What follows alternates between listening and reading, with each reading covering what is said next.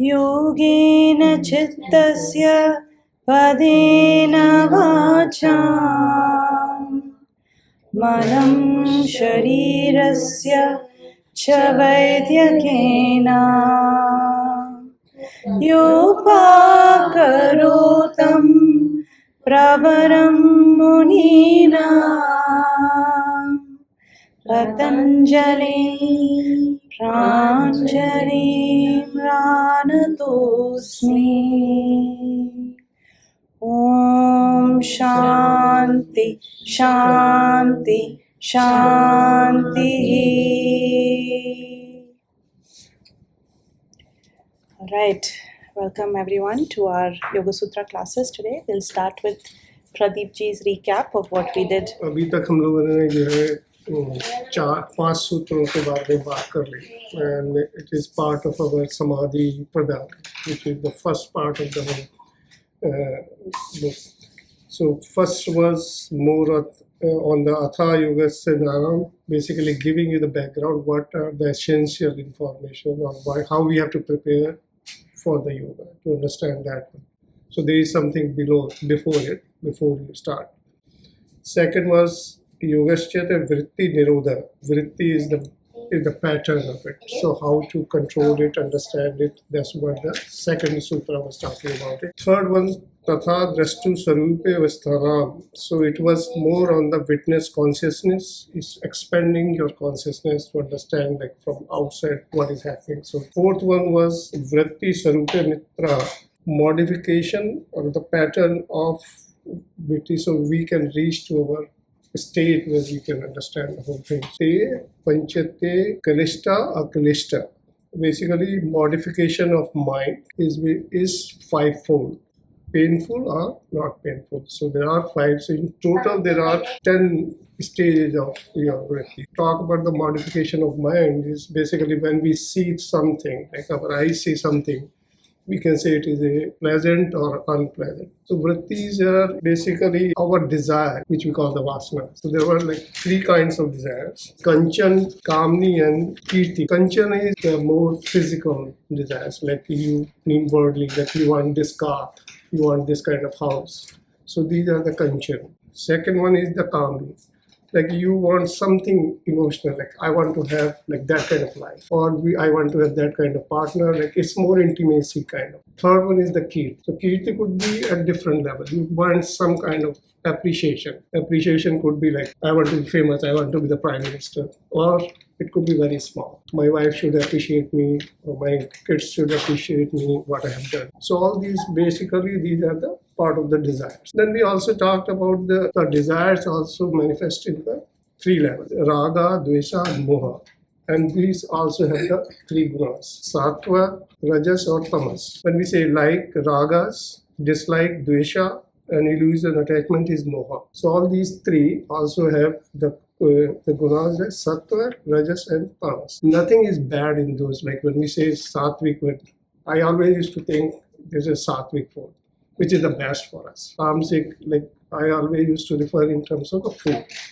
But overall for our life, nothing is bad. But its awareness is most important for us. The first one is Sattvic, I want to grow spiritually.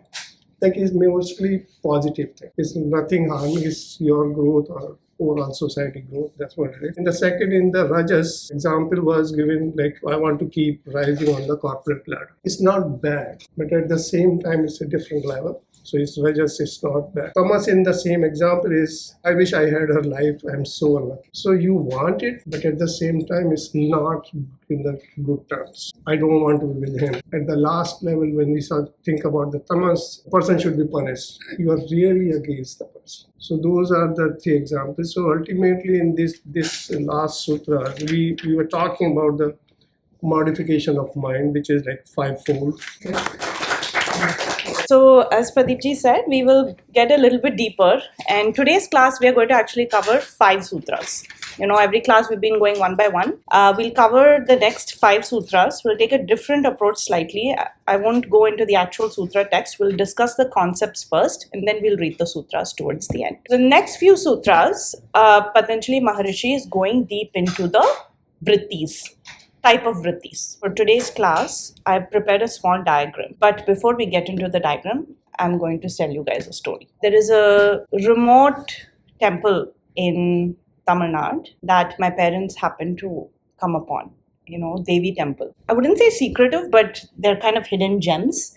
And very small communities around those temples know of them and they go and worship. And rarely are they, publicized unless it's word of mouth. So my parents came upon this temple. They felt very drawn to her, to Lalitambikai. It's like the Mahatripura Sundari. And the story of the temple, there's a very interesting story. The idol that was originally found at that temple came from the nearby pond. There was a full Devi idol underneath the pond that was taken out. And a couple, apparently, she had a dream or a vision of Devi telling her to go to that pond, tell her, hey, it's here. That couple actually resided in the US. So there's a very interesting story around this Devi. And so she received guidance, divine guidance, to create a temple and a different idol with very clear specifications on what the idol should be. So when you go to the temple, she's very powerful. Like you can feel it, in the temple. So I went at a time where I would say I was very new to Devi worship and connecting with the feminine energy that way. So I went to the temple and I was pretty amazed. It was really nice to see the temple. It was still under construction, so still happening. And I went to the priest, and he was this young priest who had mostly a day job at an IT company, but in the evenings was a priest. And I said, why is she sitting like that? So the way she's sitting, you guys might have seen, Ma Lalita, she has one leg folded and the other leg is down, like a simhasana. That's how she sits. She's got a power stance. So he said, that symbolizes her power and her ability to create everything that we see. And when he said that, I was like, okay, it means nothing to me right now, but sure. So I just, it kind of stayed in my head, but I really didn't think much of it. There's Devi pictures and idols all over, at home now because I'm learning about the divine energy. My mom is a Devi Upasaka, so I always saw it, but it didn't really strike me like what he was saying. I couldn't understand it. And then one day, after doing a lot of reflection on something, I suddenly felt an inner strength in myself around a topic that I was constantly thinking about. And then right at that moment, I looked at the Devi's picture and it felt like a thunderbolt at my heart, like almost like, boom, like a lightning. And I was like, wow, like I had goosebumps and I was like, oh my gosh, she looks amazing. She looks like a boss. And I was very curious why I never felt that way before and why suddenly I had the feeling. And I came to the conclusion that when you find the Devi in you, you see yourself in the Devi. Power, that connection with the goddess, the ability to connect with an idol, form or formless, anything. In that sense, first that has to happen on the inside, and that is really what Vrittis are. Vrittis are what takes place on the inside that helps you perceive the world a certain way. The same picture that did really nothing to me before, after a certain realization within, looked very different. That is the power Vrittis have. That is why it is very, very important to talk about Vrittis, to address Vrittis, to change Vrittis through the method of yoga, through our sadhana. So the next 5 sutras, Patanjali Maharishi, he talks about, there are 5 types of Vrittis. First, he calls it right knowledge. So it's basically around when you see things and you perceive through your senses, what do you infer? What does your buddhi inform you about? So right knowledge. The second is wrong knowledge, and we'll go deeper into it. The third is a Vikalpa, fantasy, imagination. The fourth is sleep. Talks about sleep also as a vritti, as a type of mental condition or mental state. The last is smriti, memory. Now, if everyone remembers, for those who've been following, we talked about a very powerful concept called antakarna. Man, buddhi, chitta, ahankara. So we all, very quickly, we all exist at 3 levels, right? We said gross, subtle, and causal. Our subtle body, when we look at someone and describe them, let's describe Reena ji. She's very sweet. She's so kind. She's so compassionate, always smiley, bubbly. We're describing a lot of her subtle qualities, her personalities. That is how she's projecting to the universe. So that subtle body is directed by what is called the Antakarna. The Antakarna is made up of mind, buddhi, intellect, chitta, memory, ahankar, the ego that directs. So when we talk about vrittis and vasanas, which was touched on last class, it plays a very big role in determining how you as a person go about your life day to day. So if the vrittis are of a certain kind, taking hold on your antakarna is going to determine how your ego performs certain actions. Smriti, the memory that he talks about, is a part of chitta. So what we'll do, we'll go into the diagram that I just created. I did my best to come up with this visual because I'm a visual learner. So this, we'll test this thinking out. But I always encourage everyone, if you have a certain idea, if you can put it in a picture, it's just easier. So what you see at the bottom, okay, so we're looking at, we'll call it the tree of life. We're looking at a tree. At the bottom, there is soil, okay? Your soil that has the red dots, black dots, blue dots. It is your bedrock of samskaras. Okay, so all of us, as we are born every lifetime, our causal body, and we come into this, on this earth, carrying a certain karmic story that we are here to play out. Sadhana helps in the impact of karma on us. It may take away some karmas that are soft, malleable. There are some karmas that we call, drid karmas, things that you as a soul have to go through, and those come and go in our lives. And what we control at that point is our response to those, to the karma and our karmic story. So that bedrock that you see is is all your samskaras. Now, vasana is something that is a seed of a desire. It is accumulated over lifetime, over different births. You have certain desires that are very deep rooted, deep seated, some that you take on in this life, some that we borrow from others. We see some people becoming, singers, and we say, wow, I want to be a singer one day. You may or may not actually be a good singer, but you have that desire because something in you is telling you to pursue that path. Sometimes you see there are some things you just naturally don't like. Like I was telling my son Rudran was like, I don't like mushrooms. And I'm like, you've never tried mushrooms ever in your whole life. But he was so clear that he does not like mushrooms. And there's a lot of things, even all of you as young, when you were growing up, maybe some things is naturally just you didn't like, just something you never took to. Those are all effects of vasana. Okay, so that is like in underlying seed that creates the desires that we have in life. Now, when that vasana seed starts to grow and starts to develop these roots that take very strong hold underground, those are your vrittis. So vrittis are what basically keep you rooted to these vasanas. So if you want to become a singer, you're very firm about it and you've done everything you can and you've built that desire and you've built that intention, you start building the roots, that vritti is very strong in your mind. Similarly, with our preferences about things, about people, about society, about culture, those are vrittis that come out of vasana. Vrittis and vasanas may not be eliminated, but they can definitely be changed. And over a long life of sadhana, it is possible to eliminate them. But they're so strong rooted that we need to realistically understand what our vasanas and vrittis are and focus on converting them. You can change the color of it through sadhana. So that's why it's very important when we talk about yoga and we talk about sadhana, when the Yoga Sutras, these foundations are addressed more specifically with a lot more significance than anything else in yoga, because this is the foundation. Every time you hit the mat to do your asanas, you're doing it knowing that the purpose, that it is a step along the way. The purpose is to help you break out of certain patterns that are not helpful for you to reach your end goal. And one of the first things we said in the Patanjali Yoga Sutra class, if we go back to the first class, I remember this because I wrote it down because it was so helpful for me when I was making the notes. We keep talking about liberation and moksha, and that feels like such a big goal, but really the question that's core to us is, are we living our best life in everything? Are we happy? Can we keep ourselves happy despite the circumstances?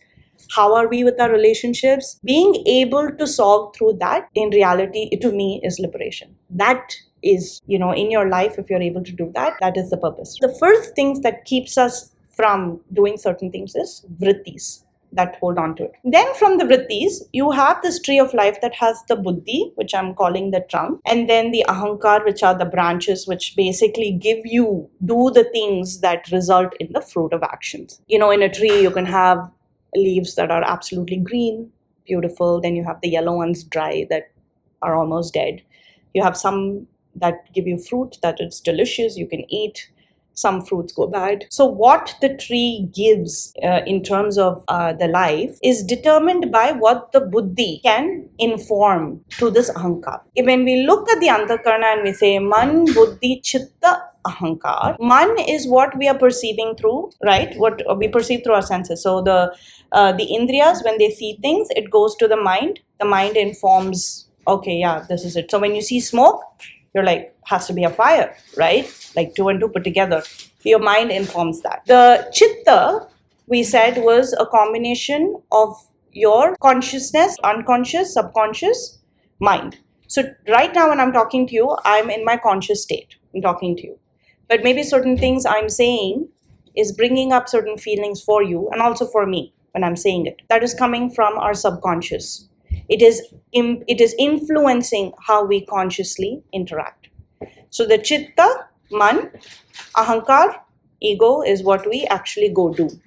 So the one that is making the decisions is the buddhi, the intellect. So your only shot, your only chance at breaking free from patterns, is divinizing the intellect, is creating awareness to the intellect. Because that intellect, when it has that opening, it can change things. You can't change your chitta, that's automatic. Do anything about your mind. The mind is a monkey, it's going to keep doing what it's doing. Ego is your ego. It needs a lot of training, right? It's just going to, there's an automated functioning of this antakarana. The one that changes the game is the buddhi. The one that you control is the buddhi. And divinizing the buddhi means creating space. You create space for awareness. So when we talk about the 5 sutras, the right knowledge, wrong knowledge, imagination, vikalpa, sleep, and smriti, it's a question of how we perceive or how our vrittis take place in our lives today. It's a very key exercise of being aware of the patterns that we go through day to day. Look at right knowledge. It's basically when you see something and you know the experience of it, knowing the truth, understanding that is right knowledge, right? So one, it can come through the senses. It's something you see, right? And you know, for like a red cup, yeah, I see a red cup, it's true. But sometimes the senses deceive us, right? You might see a rope and think it's a snake, the famous Vedantic examples I'm giving everyone. You see a rope, you think it's a snake, but when the light falls on it, you realize it's a rope. The snake doesn't exist anymore. Your senses could be a channel for receiving, getting that right knowledge that forms the vrittis.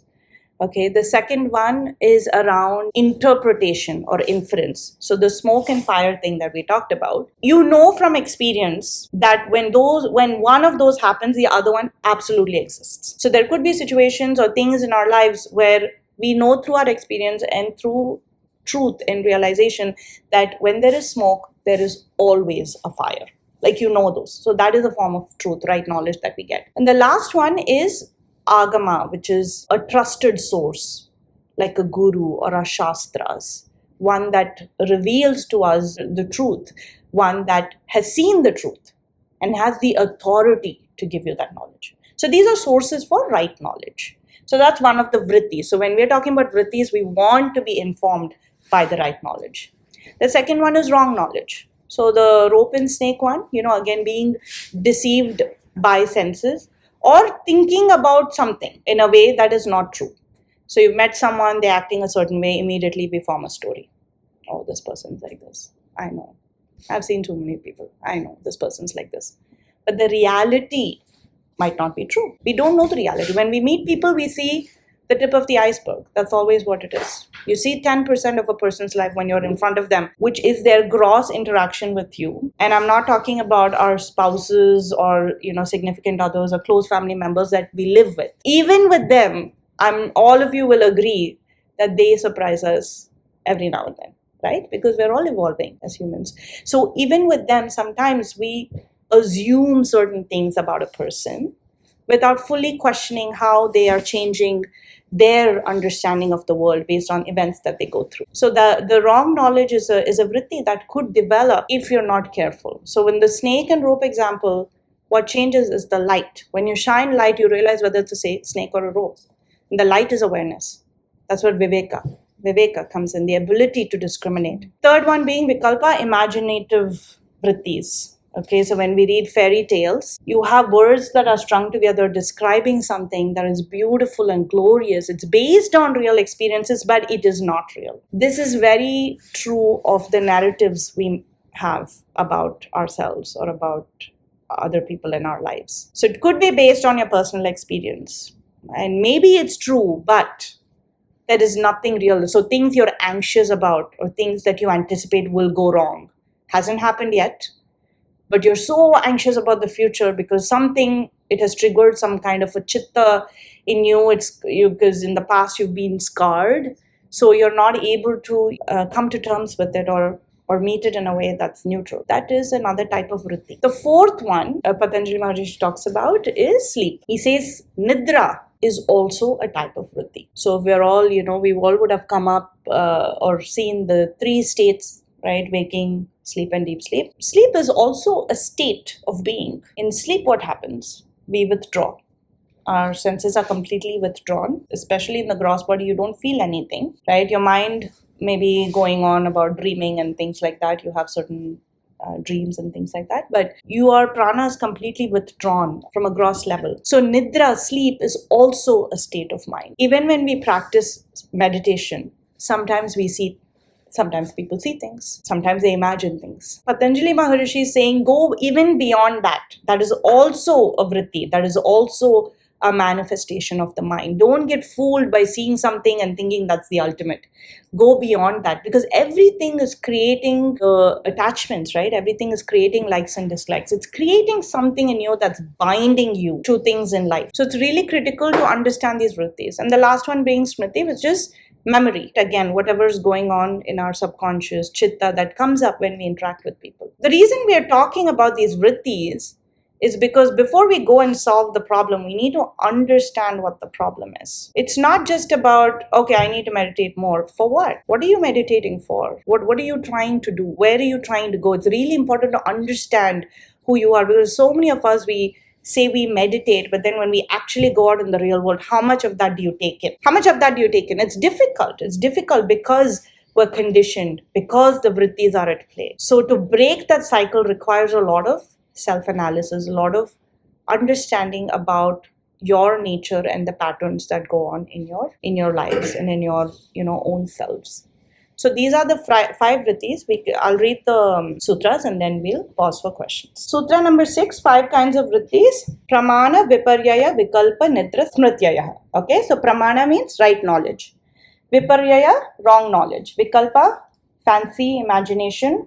Nidra, sleep. Smrityaha is memory. So he's in this 6th sutra, he's talking about, okay, these are the 5 kinds of vrittis. Okay, these are the 5 modifications of the mind. Sutra number 7 is talking about Pramāṇa. So sources of right knowledge. Pratyakṣa, Anumāna, Gamaha, Pramāṇāni. Okay, so this basically means Pratyakṣa is direct cognition, ability to see, sense evidence. Anumāna, inference, so ability to understand, infer what is happening. And this is where we said, the fire and the smoke. The Āgama is testimony, revelation. What does it reveal to you? And Pramāṇāni is the sources of right knowledge. So the 7 sutras specifically on the sources of right knowledge, and the 3 things that we talked about, things that the senses can inform us, things that we gain from inference of seeing things where it is given to us by an authority. 8th sutra, Viparyaya, which is misconception, again, misinterpreting. Okay, so Viparyayo, Mithya Jnana Mat Tadrupa Pratishtham. Tadrupa Pratishtha basically means the knowledge that you are able to gain by things that are real, that can, you are perceiving in reality. However, sometimes we conceive things that actually don't exist, right? The object doesn't exist, but the knowledge around it, the narrative around it goes on. The ninth one being Vikalpa, which is again unbounded belief. You are following, knowledge through words, but it is a fantasy. It's a Vikalpa. You're imagining certain things. So the previous one was wrong knowledge, versus here it's okay. I don't have an object, but I am creating certain narratives in my mind. Nidra, state of sleep, which we talked about. Abhava pratyayalambana vrittir nidra. Okay, so these are broken down. So abhava is absence. Pratyaya, content of mind. Support. Vritti is modification. Nidra is sleep. This was one thing that I heard somewhere that I thought was profound. It said samadhi versus sleep. I think there was a distinction. Sleep is the experience of absence, but samadhi is the absence of experience. I honestly don't know if I'm saying it correctly, but it's an interplay, right? Like one is you don't experience anything, which is sleep. Like I sleep, I wake up. Yeah, I was withdrawn. My senses were withdrawn for sure. But was I aware of it? You weren't. But in samadhi, you are aware. You're aware when your senses are withdrawn, right? Like the gross, subtle, all of that goes away, but there is an awareness. The experiencing of something not being there is there in samadhi. Versus in sleep, you are missing the experience altogether. You're sleeping. So that I thought was a very profound thing that I heard. It stuck with me a lot. And then the last sutra, 11, is smriti. So anubhuti vishaya sampramashaha smritihi. So basically experiencing objects of sense perception that escape from the mind. So not letting the experience objects escape from the mind, which is basically what we define as memory. So again, related to chitta. So the key here, the biggest takeaway, because obviously the sutras are not easy to just, roll right off your tongue. It takes a bit of practice to go through. The most important thing I would say for us is definitely understanding the meaning of the sutras. It's also not like a Gita or a chant that we typically do. It's more sutras. There are people who repeat the sutras, meditate on it. The most important thing is to do nididhyasan of it, right? Like Shravan, Manan, nididhyasan. So you're hearing it, you're reflecting, contemplating, and then you're trying to bring it into experience of day to day. Okay, you're truly bringing it into what you do. You're making sure it's a part of your life. And nididhyasan is diffusing it into your very being. I personally approach it this way because I didn't learn Sanskrit in a technical way or anything. So some of these can be challenging. But the key is, did you understand? Are we able to get what Patanjali Maharishi is telling us? Samadhi, a state that you reach through meditation. Meditation is, if you will, the journey. Is the source to going to the samadhi. Meditation is a technique, yes. Yes. A source to correct. It's a thing you do where when we talk about the Ashtanga Yoga, Dharana, Dhyana, Samadhi. So Samadhi is the complete withdrawal of yourself across all levels. We talked about we are existing in 3 different levels. So being able to completely withdraw. So even if you meditate now, when we close our eyes and we truly just focus on the breath, a lot of times, you would have seen, if you're focused on something if you're doing some work and you're focused on it, sometimes you're not even listening to the clock tick. It's ticking, but you're not aware of it because you're focused on something. Your entire concentration is one pointed, dharana. We're using meditation to get to that. It's the dhyana. We use dhyana to get to samadhi. Getting into dhyana directly is difficult for us because of all the things that our senses are exposed to, right? That is why in the Ashtanga Yoga, it talks about the preparatory steps. Yeah. So first, let us assess, have we set up our lives in a way that can allow for this? So yama niyama, the social codes, the personal conduct, do we set up? Do we really set ourselves up in terms of eating habits, things we speak to our friends about, our family about, things we watch on TV? Are we truly setting ourselves up in a way where we are not bombarding the senses every day? Every day, like every time, like we watch something on TV, it is getting recorded somewhere. Like a lot of times you'll be watching a horror movie and then you just wake up from your sleep. Some of us have those experiences. Because no matter what you do and no matter how many years, I learned this from a teacher. She said, after years of, doing sadhana, like sometimes she said, sometimes I watch TV once in a while just to take a break from the intellectual exercise she goes through. And she said after years of doing that, watching a little bit of TV can throw you off like that. And that's happened to a lot of us, where you're doing certain, you're on a certain path and then you just decide to take a break and you deviate a little bit.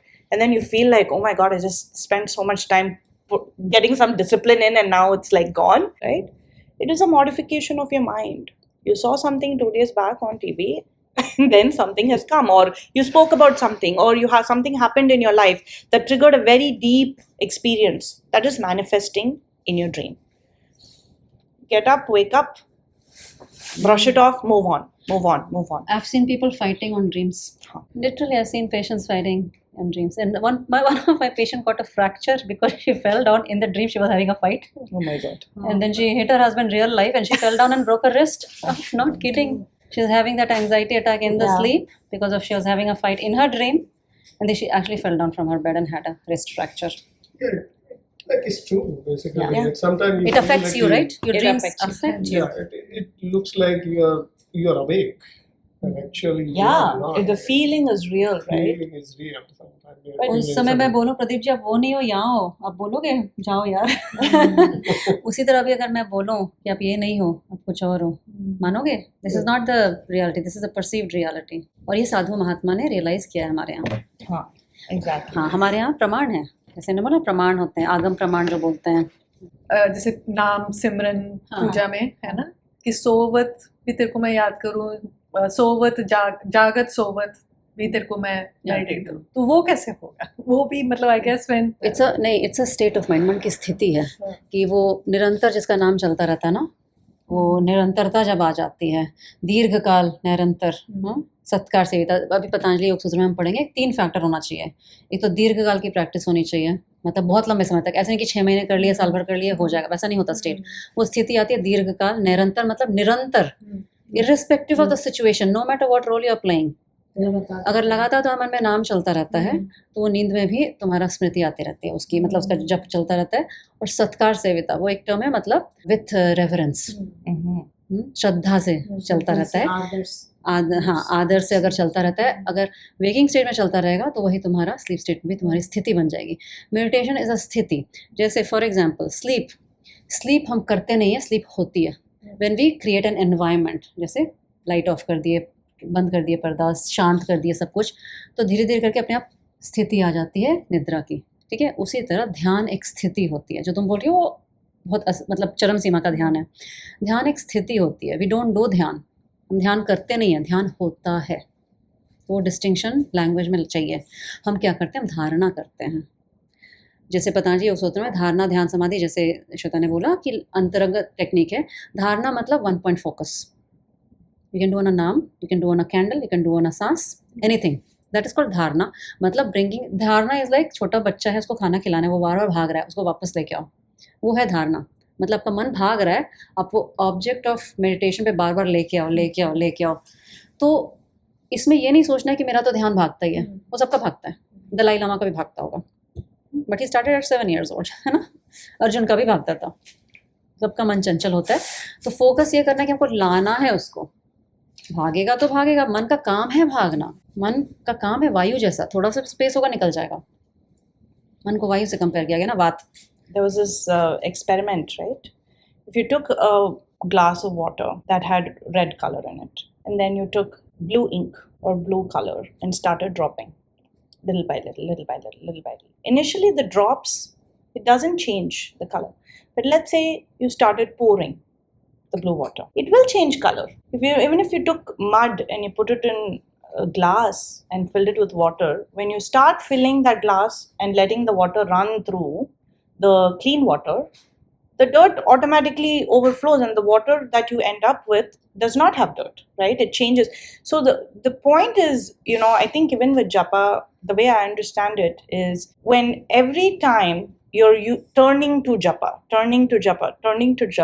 subconsciously that becomes something that you do, right? The smaran, it becomes something that you do, it happens. There is a doing and then there is a happening that's happening constantly that you don't have to do anything about.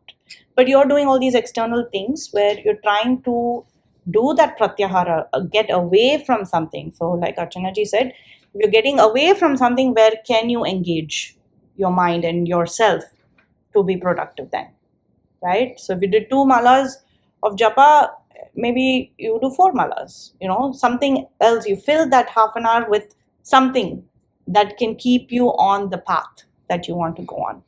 So that's why the chit ko shant rakhna thing, right? Like that is rooted in this philosophy. Your chit is constantly bubbling. You need to slow it down. I wrote this one line in my diary long back. I said, everything you know and think about is untrue.